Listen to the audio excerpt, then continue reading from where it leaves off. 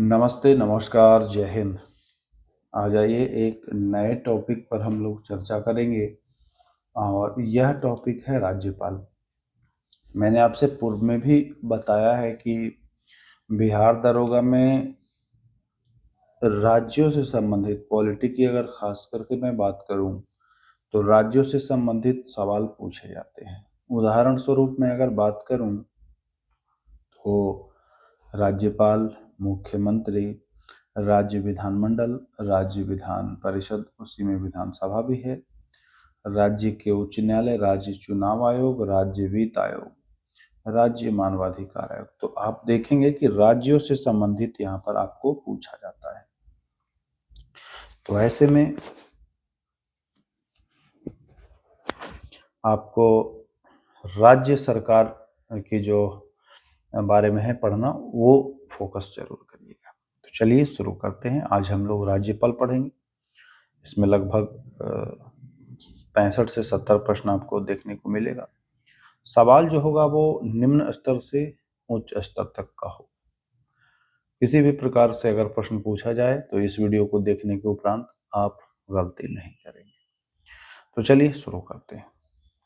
सबसे पहला प्रश्न है, राज्य सरकार का वर्णन भारतीय संविधान के किस भाग में है? भाग आपसे पूछा जा रहा है तो भाग आपको बता देना है भाग 6। भाग 6 में। तो ध्यान रखिएगा, बी विकल्प सही। राज्य की कार्यपालिका में निम्नलिखित में से कौन शामिल नहीं होता है? देखिए, राज्य की कार्यपालिका में जो शामिल हैं वो हैं राज्यपाल, मुख्यमंत्री, मंत्रिपरिषद और महाधिवक्ता। ठीक है, लेकिन यहाँ पर महान्यायवादी का उल्लेख किया गया है, जो कि महान्यायवादी संघ की कार्यपालिका शक्ति में शामिल होता है, न कि राज्य की कार्यपालिका शक्ति। तो ये बहुत इंपॉर्टेंट हो जाता है प्रश्न, ध्यान रखें। डी विकल्प यहाँ सही हो जाएगा। राज्य का संवैधानिक मुखिया कौन होता है? राज्य का संवैधानिक मुखिया, देखिए वैसे तो पावर मुख्यमंत्री के पास होता है, लेकिन संवैधानिक मुखिया की बात करेंगे तो राज्यपाल का नाम होता है, क्योंकि सारे कार्य जो हैं वो राज्यपाल के नाम से ही किए जाते हैं। तो हो जाएगा सी विकल्प यहाँ पर राज्यपाल सही। चलिए ध्यान समझिएगा, इसको प्रश्न पूछा जाता है, दो या अधिक राज्यों के लिए एक ही राज्यपाल की व्यवस्था किस संविधान संशोधन से की गई है? जैसे पहले होता था क्या कि एक राज्य है तो उसका एक राज्यपाल होगा। अब हो गया कि भैया एक से अधिक राज्य अगर है, जैसे उत्तर प्रदेश और बिहार, अगर चाहे तो इन दोनों का एक ही राज्यपाल देख सकता है। तो ऐसा किया गया है 7वां संविधान संशोधन 1956 से। तो ध्यान रखिएगा, सी यहाँ पर भी सही हो रहा है। राज्यपाल का चयन कैसे किया जाता है? राज्यपाल का चयन कैसे चुना जाएगा? राज्यपाल जन संसद के द्वारा, प्रत्यक्ष निर्वाचन से या सीधे जनता से? तो ध्यान रखिएगा, राज्यपाल को राष्ट्रपति के हस्ताक्षर युक्त नियुक्ति पत्र के द्वारा इसको चुना जाता है। ठीक है, चुनाव नहीं होता है, संसद नहीं चुनती है, जनता भी नहीं चुनती है, राष्ट्रपति के हस्ताक्षर लगे नियुक्ति पत्र से इनका चयन कर दिया जाता है। अगर आपको राज्यपाल बनना है तो आपकी उम्र कम से कम कितनी होनी चाहिए? वही पूछ रहा है कि न्यूनतम उम्र क्या होनी चाहिए अगर आपको राज्यपाल बनना है। तो आप कम से कम 35 वर्ष की आयु पूरी कर चुके हो। ध्यान रखना है, 35 वर्ष। चलिए, राज्यपाल के चयन एवं नियुक्ति के संबंध में 1983-88 में सिफारिश किस आयोग ने की थी? बहुत अच्छा सवाल है, एग्जाम में आ सकता है। तो केंद्र राज्य संबंधों से संबंधित एक आयोग था जिसे सरकारी आयोग कहा जाता है। सरकारी आयोग ने ही इसकी सिफारिश करी थी। राज्यपाल के विरुद्ध नागरिक वाद कब प्रारंभ किया जा सकता है? राज्यपाल के विरुद्ध नागरिक वाद बिना उनके 2 महीने पूर्व नोटिस के नहीं प्रारंभ कर सकते हैं। यानी कि अगर वाद प्रारंभ करना है तो 2 माह का नोटिस आपको देना पड़ेगा, 2 माह पहले ही। तो ध्यान देना है आपको, यहाँ पर तुरंत नहीं होगा, 1 माह नहीं होगा, अनुमति की आवश्यकता नहीं, ये 2 माह के नोटिस पर इनको किया जा सकता है। आइए, राज्यपाल की पदावधि के संबंध में कौन सा कथन गलत कथन छाटना है। पद ग्रहण से 5 वर्ष की अवधि होती है, इनका जो कार्यकाल होता है पदावधि वो पद ग्रहण से 5 वर्ष की होती है, तो हाँ ये तो सही है। वह राष्ट्रपति के प्रसाद पर्यंत पद धारण करते हैं, बिल्कुल ये भी सही है। वह कभी भी राष्ट्रपति को त्यागपत्र दे सकते हैं, तीनों सही है। तो यानी कि गलत कथन कहेगा तो कहेंगे कि इनमें से कोई नहीं, गलत कोई नहीं है, सारे कथन सही हैं। चलिए, निम्नलिखित में से किसकी नियुक्ति राज्यपाल नहीं करता है। राज्यपाल राज्यों में नियुक्ति करता है, बट इनमें से किसकी नहीं करता है। तो जान लीजिए, मुख्यमंत्री की नियुक्ति राज्यपाल के द्वारा की जाती है, महाधिवक्ता की भी नियुक्ति राज्यपाल के द्वारा की जाती है, राज्य निर्वाचन आयुक्त की नियुक्ति भी राज्यपाल के द्वारा की जाती है, लेकिन राज्य के जो उच्च न्यायालय होता है उसके न्यायाधीशों की जो नियुक्ति होती है वो राज्यपाल के द्वारा नहीं बल्कि राष्ट्रपति के द्वारा की जाती है। तो यहाँ पर सी विकल्प हो जाएगा सही। राज्य लोक सेवा आयोग के अध्यक्ष को पद से कौन हटा सकता है। देखिए, राज्यपाल टॉपिक है तो आप सोचेंगे कि राज्यपाल ही आंसर होगा, तो अभी गच्चा खा जाएंगे। राज्य लोक सेवा आयोग के अध्यक्ष को हटाने की बात कह रहा है। देखिए, इनके अध्यक्ष को नियुक्ति तो ये करा देगा राष्ट्रपति, बट हटाने की बारी आएगी तो हटाने के लिए राष्ट्रपति रहेगा। नियुक्ति राज्यपाल करा देगा, हटाएगा राष्ट्रपति। ठीक है, तो यहाँ पद से हटा सकता है कह रहा है, तो हटाएगा राष्ट्रपति, बाकी नियुक्ति राज्यपाल कर देगा। मुख्यमंत्री की नियुक्ति राज्यपाल किस शक्ति के अंतर्गत आती है। मुख्यमंत्री जो है वो नियुक्त होता है राज्यपाल के द्वारा। यह राज्यपाल की कार्यकारी शक्ति है, विधायी शक्ति नहीं है। ठीक है, कार्यकारी शक्ति है, ध्यान रखिएगा। राज्यपाल को चुना जाता है, तो बता चुका हूं कि अप्रत्यक्ष रूप से, है ना, सॉरी अप्रत्यक्ष रूप से नहीं होगा, ध्यान रखिएगा, जनता द्वारा भी नहीं होगा। अप्रत्यक्ष रूप से संवैधानिक प्रक्रिया द्वारा जैसे राष्ट्रपति को चुना जाता है वैसे भी नहीं होगा। केंद्र सरकार के द्वारा मनोनीत कर दिया जाता है, जिसे राष्ट्रपति के द्वारा फिर नियुक्त कर दिया जाता है। तो सी विकल्प सही हो जाएगा। राज्य विधानमंडल के सत्र को आहूत करना या सत्रावसान और विघटन करना किसके हाथ में है या कौन करता है। तो यह राज्यपाल का कार्य है, ये राज्यपाल करते हैं, विघटन सत्रावसान वगैरह जो भी। चलिए अगला सवाल 15वें प्रश्न के ऊपर।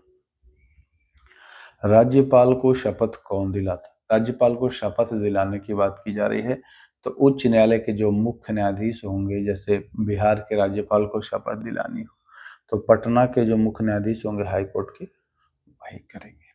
चलिए, अनुच्छेद 158 के तहत यदि राज्यपाल संसद का सदस्य है तो पद ग्रहण करने के कितने दिन के भीतर सदस्यता छोड़नी होगी। जैसे कोई व्यक्ति संसद का सदस्य है और वह राज्यपाल बन रहा है तो उससे सदस्यता छोड़ देनी है ना, तुरंत छोड़नी है, कोई दिन उन निर्धारित नहीं, पहले छोड़ेगा तब वहां शपथ लेगा। तो 14 दिन भी नहीं होगा, 40 भी और 60 भी नहीं, तुरंत छोड़ेगा और शपथ ले सकता है। चलिए, राज्यपाल के विरुद्ध नागरिक कार्यवाही प्रारंभ करने के कितने दिन का जो है, तो बता चुका हूं, 2 महीने पहले। अच्छा, ये भी प्रश्न रिपीट हो गया है, रिपीट नहीं हुआ है, ये इसका भाषा चेंज कर दिया गया प्रश्न का। चलिए, राज्यपाल की पदावधि से संबंधित कौन सा कथन सही है। सही कथन आपको छांटने हैं। जान लीजिए, राज्यपाल का कार्यकाल 5 वर्ष होता है, गुड। राष्ट्रपति के प्रसाद पर्यंत पद पर रहता है, गुड। राष्ट्रपति को संबोधित कर त्याग पद देता है, यानी कि तीनों कथन यहाँ पर सही है। राज्यपाल को एक राज्य से दूसरे राज्य में स्थानांतरित कर सकता है, कौन, किसके पास यह अधिकार है कि राज्यपाल को एक राज्य से दूसरे राज्य में स्थानांतरित कर सकता है। वह है राष्ट्रपति। कौन है, राष्ट्रपति, ध्यान रखिएगा। चलिए, निम्न में से कौन राज्यपाल की कार्यकारी शक्ति में आता है। कार्यकारी शक्ति में कौन आता है। देखिए, कार्यकारी शक्ति, विधायी शक्ति, न्यायिक शक्ति है ना, तो कार्यकारी शक्ति में ध्यान देना है। तो पहले ही बता चुका हूं कि मुख्यमंत्री एवं मंत्रियों की नियुक्ति ये कार्यकारी शक्ति में आएगा। महाधिवक्ता की नियुक्ति भी कार्यकारी शक्ति में आएगी। राज्य के कार्य राज्यपाल के नाम पर जो भी होता है ये सब कार्यकारी शक्ति, तो यहाँ पर सारे सही हो जाएंगे। निम्न में से कौन सा कार्य राज्यपाल नहीं कर सकता है, जरा सा ध्यान दीजिएगा। मुख्यमंत्री की नियुक्ति कर देते हैं, महाधिवक्ता की नियुक्ति कर देते हैं, राज्य निर्वाचन आयुक्त की नियुक्ति कर देते हैं। ये राज्य लोक सेवा आयोग के अध्यक्ष को हटाते नहीं, ये राष्ट्रपति हटाता है। चलिए, राज्य लोक सेवा आयोग के अध्यक्ष और सदस्यों को नियुक्त करता है, तो नियुक्त राज्यपाल करते हैं, बाकी हटाते कौन है, राष्ट्रपति। तो ध्यान देना है इसको। राज्यपाल की विधायी शक्ति के संदर्भ में, अच्छा अभी कार्यकारी शक्ति था, अब विधायी शक्ति पढ़िए। मैं नीचे दिए गए कथनों पर विचार करें, करूंगा विचार।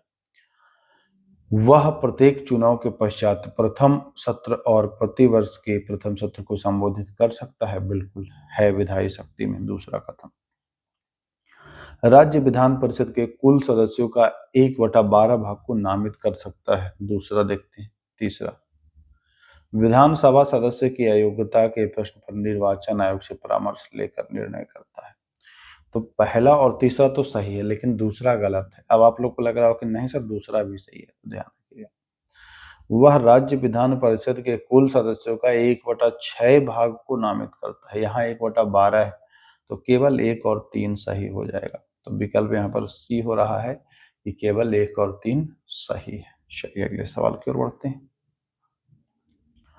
राज्यपाल को क्षमादान यानी माफी की शक्ति किस अनुच्छेद के तहत प्राप्त है? राज्यपाल किसी व्यक्ति की सजा को माफ कर सकते हैं, जैसे 72 अनुच्छेद में राष्ट्रपति करते हैं, वैसे ही 161 में राज्यपाल करते हैं। राज्यपाल की क्षमादान की शक्ति के अंतर्गत इनमें से कौन नहीं आता है? देखिए, क्षमादान की शक्ति में सजा माफ कर सकते हैं, ठीक है। मृत्यु दंड को माफ नहीं कर सकते हैं वो। मृत्यु दंड की सजा को कम करने के लिए पुनर्विचार के लिए कह सकते हैं, ठीक है। स्थगित कर सकते हैं कुछ हद तक, लेकिन माफ नहीं कर सकते हैं, तो ये हो जाएगा नहीं। मृत्यु दंड पर पुनर्विचार करने के लिए कह सकते हैं, कोर्ट मार्शल की सजा को ये माफ नहीं कर सकते हैं। कथन तो सही है, लेकिन हमें गलत कथन कौन नहीं आता है ये पूछना है। तो मृत्यु दंड को ये माफ नहीं कर सकते हैं। राज्य की कार्यकारी शक्ति राज्यपाल में निहित होगी, यह किस अनुच्छेद में? देखिए, जिस प्रकार से अनुच्छेद 53 में संघ की कार्यपालिका शक्ति राष्ट्रपति में निहित होगी, उसी प्रकार से अनुच्छेद 154 में राज्य की कार्यकारी शक्ति राज्यपाल में निहित होगी। तो 154 अनुच्छेद सही हो जाएगा।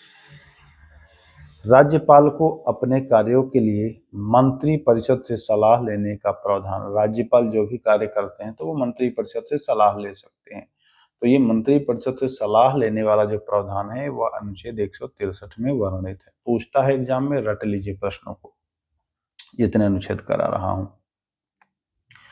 राज्य मंत्री परिषद की सामूहिक जिम्मेदारी, तो राज्य मंत्री परिषद सामूहिक रूप से जिम्मेदार होगी, ये अनुच्छेद 164, जी हाँ 164(2) में बताया गया है। यदि राज्यपाल के विवेकाधिकार पर प्रश्न उठे तो अंतिम निर्णय किसका होगा? मान के चलिए राज्यपाल ने अपने विवेक से कोई निर्णय दिया या कोई फैसला लिया, तो अगर उस पर विवाद उठता है तो उसका किसका निर्णय सर्वमान्य होगा? तो उसमें राज्यपाल का ही निर्णय माना जाएगा। जो राज्यपाल दे दिए विवेकाधिकार से, उस पर कोई हस्तक्षेप नहीं हो जाएगा। ऐसे नहीं पूछा जाएगा कि आपने ये निर्णय क्यों लिया। चलिए, निम्नलिखित में से कौन से राज्यपाल के विवेकाधिकार, अच्छा विवेकाधिकार के अंतर्गत आता है, मतलब अपने विवेक से बिना मंत्री परिषद की सलाह के, तो विधेयक को राष्ट्रपति के विचार हेतु तो सुरक्षित रखना, ये इनके विवेक पर है, तो ये तो होगा ही। राष्ट्रपति शासन की भी सिफारिश ये अपने विवेक से कर सकते हैं, दोनों सही। बहुमत न होने पर मुख्यमंत्री की भी नियुक्ति, जैसे 2 पार्टियां 3 पार्टियां हैं, अब तीनों में किसी का बहुमत नहीं पूरा, तो ये तीनों में से किसी को कहेंगे कि भाई मुख्यमंत्री बनो, लेकिन जो निर्धारित समय है उसमें बहुमत सिद्ध कर देना, तो ये कह सकते हैं। ये जरूरी नहीं है कि बड़ी पार्टियों को ही कहें, इनके विवेक के ऊपर है, किसी को भी कह सकते हैं। प्रत्येक राज्य के लिए एक राज्यपाल होगा, प्रत्येक राज्य के लिए एक राज्यपाल होगा, ऐसा कहा गया है अनुच्छेद 153 में, ध्यान रखिएगा। राज्यपाल की जो नियुक्ति होती है वो किस अनुच्छेद के तहत होती है? तो राज्यपाल की जो नियुक्ति है वह जानते हैं कि राज्यपाल की नियुक्ति 5 वर्ष के लिए होती है, तो 155। ठीक है, चलिए अब आइए यहाँ पर ध्यान रखिएगा, नियुक्ति तो 155 में है, लेकिन इनके कार्यकाल का वर्णन जो है वो है 156 में। नियुक्ति तो 55 में है, लेकिन कार्यकाल का जो वर्णन है राज्यपाल का कार्यकाल वो है 156 में, तो ध्यान रखिए। राज्यपाल शपथ किस अनुच्छेद के तहत लेते हैं, तो वो लेते हैं 159 अनुच्छेद। बहुत इंपॉर्टेंट है सवाल, ये रट लीजिएगा। चलिए, आकस्मिक परिस्थितियों में राज्यपाल के कार्यों का निर्वहन किस अनुच्छेद में है। आकस्मिक परिस्थिति जब हो जाए तो राज्यपाल के कार्यों का निर्वहन 160 अनुच्छेद के तहत कराया जाता है। किसके तहत? 160 के तहत, तो ध्यान रखिए। राज्य की कार्यपालिका शक्ति की सीमा किस अनुच्छेद में निर्धारित है? राज्य की कार्यपालिका शक्ति की सीमा जो है वो अनुच्छेद 162 में ही निर्धारित किया गया है। ठीक है, चलिए, मंत्रियों की नियुक्ति आदि का प्रावधान किस अनुच्छेद में है? मंत्रियों की नियुक्ति ये 164 अनुच्छेद के तहत करते हैं राज्यपाल, ध्यान रखिएगा। राज्य के महाधिवक्ता का उल्लेख किस अनुच्छेद में है? राज्य के महाधिवक्ता, ध्यान रखिएगा, महान्यायवादी महाधिवक्ता है ना, तो राज्य के महाधिवक्ता पूछे तो 165। 76 में क्या है? महान्यायवादी। राज्य सरकार की कार्यवाही राज्यपाल के नाम से होगी, यह अनुच्छेद किसमें है? तो राज्य सरकार की जो कार्रवाइयां हैं वो राज्यपाल के नाम से होगा, और यह आपके 166 अनुच्छेद में मिल जाएगा। किस अनुच्छेद में मिल जाएगा? 166 यानी कि 166 में मिल जाएगा। तो चलिए आगे चलते हैं। मुख्यमंत्री का राज्यपाल को सूचना देने का अधिकार, यही होगा प्रश्न, ध्यान रखिए। मुख्यमंत्री का राज्यपाल को सूचना देने का दायित्व किस अनुच्छेद में है? तो यह दायित्व मुख्यमंत्री के कर्तव्य, पूछा गया प्रश्न है ये कि मुख्यमंत्री के कर्तव्य किस अनुच्छेद में है, तो बताएंगे 167। राज्य विधायिका का सत्र, सत्रावसान और विघटन है ना, यह किस अनुच्छेद में है? राज्य यहाँ पर आ जाइए प्रश्न। राज्य विधायिका का सत्र और विघटन किस अनुच्छेद में है? तो सत्र और विघटन जो है वो अनुच्छेद 174 174 में है। राज्यपाल का सदनों को संबोधित करने का अधिकार किस अनुच्छेद में है? राज्यपाल का सदनों को संबोधित करने का अधिकार 175 में मिलेगा आपको। राज्यपाल का विशेष अभिभाषण किस अनुच्छेद में वर्णित है? तो राज्यपाल का विशेष अभिभाषण जो है वो 176 में ही मिलेगा आपको। ठीक है, चलिए, राज्यपाल को अध्यादेश जारी करने की शक्ति 213 अनुच्छेद में, यह अध्यादेश जारी कर सकते हैं। उच्च न्यायालय के न्यायाधीशों की नियुक्ति में राज्यपाल से परामर्श का प्रावधान किस अनुच्छेद में? जब उच्च न्यायालय के न्यायाधीशों की नियुक्ति होती है तो राज्यपाल से परामर्श लिया जाता है, और यह परामर्श का जो उल्लेख है ये 217 अनुच्छेद में। राज्यपाल द्वारा जिला न्यायाधीशों की नियुक्ति, जिला के न्यायाधीशों की नियुक्ति 233 अनुच्छेद के तहत की जाती है। ठीक है ना। जिला न्यायाधीशों के अलावा जो न्यायिक सेवा की नियुक्ति होती है उसकी 234 अनुच्छेद में उल्लेख किया गया है करने का अधिकार। चलिए, राज्य विधान परिषद में राज्यपाल कितने सदस्यों को नामित कर सकता है? तो ये मैं पूर्व में बता चुका हूँ, 1/6। विधानसभा में एंग्लो इंडियन समुदाय के एक सदस्य को नामित करने की व्यवस्था किस संशोधन से समाप्त हुई? पहले था नियम कि विधानसभा में भी एक लोगों को ये राज्यपाल मनोनीत कर सकते हैं, लेकिन 104वां संविधान संशोधन 2020 में हुआ लागू, और इससे यह समाप्त कर दिया गया। चलिए, यदि कोई विधेयक राज्यपाल के पास बिना बदलाव बिना परिवर्तन के पुनः भेजा जाए तो राज्यपाल क्या कर सकता है? तो इस स्थिति में राज्यपाल के पास दो विकल्प होगा, या तो स्वीकृति दे सकता है या तो राष्ट्रपति के लिए सुरक्षित रख सकता है। यहाँ पर पुनर्विचार नहीं करेगा, तो ए तथा सी सही हो। किस अनुच्छेद के अंतर्गत राज्यपाल विधेयक को राष्ट्रपति के विचार हेतु सुरक्षित रख सकता है? तो ये अनुच्छेद 200 में कहा गया है कि भैया राष्ट्रपति को ये अधिकार है कि वो सुरक्षित रख सकता है, राज्यपाल को अधिकार है राष्ट्रपति के लिए सुरक्षित रख सकता है। राज्य विधानमंडल के सत्र में न होने पर राज्यपाल अध्यादेश जारी कर सकता है, और वो अध्यादेश कितने दिन के लिए? ध्यान समझिएगा, राज्य विधानमंडल के सत्र में न होने पर राज्यपाल अध्यादेश जारी कर सकता है जिसे कितने समय में विधानमंडल से स्वीकृति मिलनी चाहिए। तो देखिए कितने समय में कह रहा है, तो अध्यादेश तो 6 महीने के लिए जारी करता है, लेकिन जब विधानमंडल ओपन हो जाए तो उसके 6 सप्ताह के भीतर स्वीकृति मिलनी चाहिए। स्वीकृति मिलने की बात की जा रही है तो 6 सप्ताह, विधानमंडल जैसे ही चालू हो गया 6 सप्ताह। चलिए, राज्य में किसी प्रकार के अनुदान की मांग बिना राज्यपाल के अनुमति के नहीं किया जा सकता है। प्रत्येक 5 वर्ष में राज्यों के लिए एक वित्त आयोग, देखिए पूछता है प्रश्न, राज्य वित्त आयोग किस अनुच्छेद में है, तो 243, ये नोट कर लीजिए आई, और राज्य निर्वाचन आयोग तो 243 के, दोनों ध्यान रखिएगा। तो यह राज्यपाल ही राज्य वित्त आयोग का गठन करता है। राज्यपाल को क्षमादान की शक्ति बता चुका हूं। धन विधेयक के संदर्भ में राज्यपाल के बारे में गलत कथन छांटना है। आइए छांटते हैं गलत कथन। वह धन विधेयक को स्वीकृति दे सकता है, बिल्कुल दे सकता है। वह धन विधेयक को राष्ट्रपति के विचार हेतु सुरक्षित रख सकता है, बिल्कुल रख सकता है। वह धन विधेयक को रोक सकता है, रोक सकता है, लेकिन पुनर्विचार के लिए नहीं कर सकता है। तो सी विकल्प यहाँ पर सही है। राज्यों के राज्यपाल का उल्लेख तो ये भी मैं करा चुका हूँ, 153 अनुच्छेद। राज्यपाल अध्यादेश किसकी सलाह पर जारी कर सकता है? क्या वो अपने विवेक से कर सकता है, मुख्यमंत्री से पूछ के, या मंत्री परिषद की सलाह से, या राष्ट्रपति की अनुमति से? तो वह मंत्री परिषद की सलाह से। ये भी प्रश्न मैं करा चुका हूं। राज्यपाल को मंत्री परिषद की सलाह लेने का प्रावधान, राज्यपाल मंत्री परिषद से सलाह लेता है, ये भी मैं करा चुका हूं। ये है 163 अनुच्छेद में, ठीक है। अगला, मंत्री परिषद की विधानमंडल के प्रति सामूहिक जिम्मेदारी, ये भी करा चुका हूँ 164(2) में, है ना। राज्यपाल के विवेकाधिकार पर तो ये स्वयं इनका रिपीट है ये सारे प्रश्न। राज्यपाल द्वारा जिला न्यायाधीश, ये भी 233 करा चुका हूँ। सही सुमेलित करिए। राज्यपाल की नियुक्ति, राज्यपाल द्वारा शपथ ग्रहण, तो राज्यपाल की नियुक्ति 155 अनुच्छेद में है, शपथ ग्रहण 159 में है। मुख्यमंत्री द्वारा राज्यपाल को सूचना देना 167 में है। राज्य विधानमंडल का आह्वान स्थगन 174 में है। तो डी में 1 हो जाएगा, डी में 1 है कोई क्या? डी में 1, देखिए चौथा भी है और पहला भी है। बाकी आप मिलान करा लीजिए इसको। मैं बता दिया हूँ, राज्यपाल की नियुक्ति जो है वो 159 में है, तो सॉरी शपथ हो 159 में है, तो बी में हो जाएगा 4। तो बी में 4, यानी कि ए विकल्प सही हो जाएगा। कानूनी रूप से राज्य सरकार का प्रमुख बता चुका हूँ, राज्यपाल होगा। कथनों पर विचार कर, एक राज्यपाल निम्न में से किन किन की नियुक्ति का अधिकार रखता है?